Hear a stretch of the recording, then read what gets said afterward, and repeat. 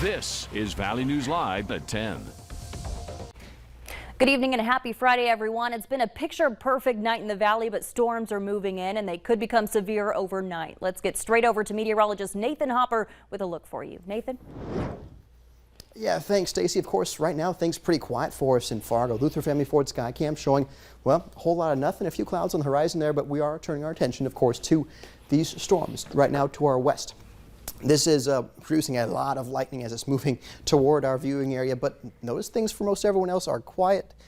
These things are nice and quiet, I should say. There's a severe thunderstorm watch for that area, goes till 1, but this watch was just issued for areas along and north of Highway 200. This watch goes until 4 a.m. So we're expecting this storm that's right here near Candu to kind of extend down the Highway 2 corridor and bring that chance of strong to severe storms across the region here this evening. There's the storm that we're seeing right now. This thing could produce 1.75-inch diameter hail. That's golf ball size in diameter. Right now near the Rugby area down toward Drake, so just to the west of our viewing area, but I wouldn't be surprised in the slightest to see a warning issued here for our far northwestern neighborhoods. Maybe the next 15 minutes or so, if not sooner than that, because I do expect that to be around Rock Lake around 10:10, around Churches Ferry around 10:51, and Candu around 10:35 if that maintains its current speed. Notice the air it's moving into is a little bit cooler. We're talking 70s, but we have enough of a south wind bringing some more humid air into that region. It's feeding that storm, so we're watching that, of course, carefully. Hail and wind the primary concerns tonight with that severe thunderstorm watch that includes the Highway 200 corridor and north until 4 a.m. So if here's how things look in Fargo for tonight, things stay pretty quiet for us overnight, but it's tomorrow morning in the Southern Valley around 7 a.m. or so that I expect our chance of storms to the south to be. But of course, Stacy will break this down hour by hour in a few minutes. All right, thanks, Nathan. And it's a good idea to keep that VNL weather app handy this weekend for forecast right at your fingertips. You can download and use it for free. Just search VNL Weather in your app store. New tonight, on Monday, Fargo City Commissioners will hear a proposal to add even more members to the City Commission. It's an idea by current City Commissioner John Strand. Valley News Team's Alex Larson caught up with him to find out why. Fargo City Commissioner John Strand says this is a conversation that should be had by the Commission. Doesn't mean I know where it'll go, and it doesn't mean I know what the people want or my peers at the Commission, but it's a good discussion to have, and all the pros and cons, we get to vet that now. And it's been a long time coming. After the 2016 election, there was a task force that looked at election issues, and the people were able to pass a measure which came to be approval voting. Another, as I recall, recommendation then was to increase the size of the commission.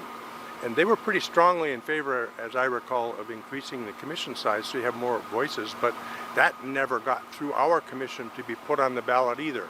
Come Monday, Strand hopes to bring this idea to the commission to consider letting voters decide if they want a bigger contingency.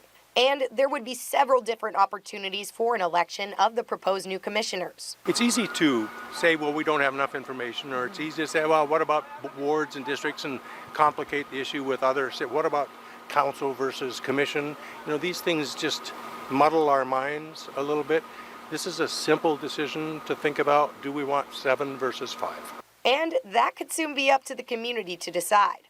This isn't about me. This is about the people.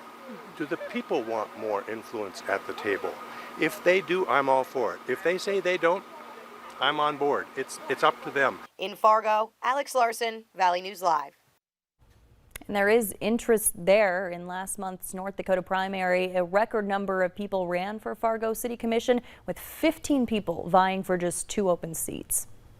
Gas drive-offs continue to cause headaches for convenience stores across the valley, prompting many to change their pumps now to prepay only, including Holiday on 52nd Avenue. But other gas stations say they're not ready to make the change, saying that requiring prepay may drive away customers.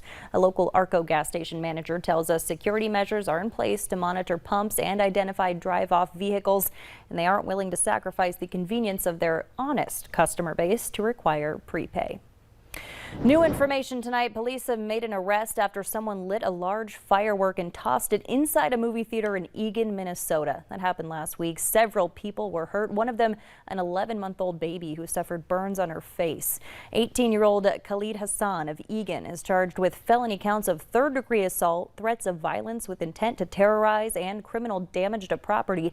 Court documents say Hassan, who was with 3 other boys, walked down the aisle, lit the firework, and threw the explosive in front of the handicap row. For each of the felony charges, he faces up to 5 years in prison and up to $10,000 in fines. Meanwhile, new developments out of Mandan. Prosecutors have decided not to file any charges in connection with a 6-year-old's death just before the city's July 4th parade. Mabel Esque was riding on the DK Orthodontics float. She somehow fell off and was hit by a tire. She was pronounced dead at a hospital. The Mandan Police Department says investigators haven't been able to determine why the girl fell, describing her death as, quote, just a pure accident. A GoFundMe set up for the girl's family has raised nearly $93,000. Minnesota lawmakers thought about 600,000 people would apply for a cut of the state's hero pay incentive. It turns out it was double that. 1.2 million people applied. The deadline was earlier this evening. The amount of money eligible applicants will get this fall depended on how many people applied. The original thought was that each person would get about $750. Now that number is likely to be much less.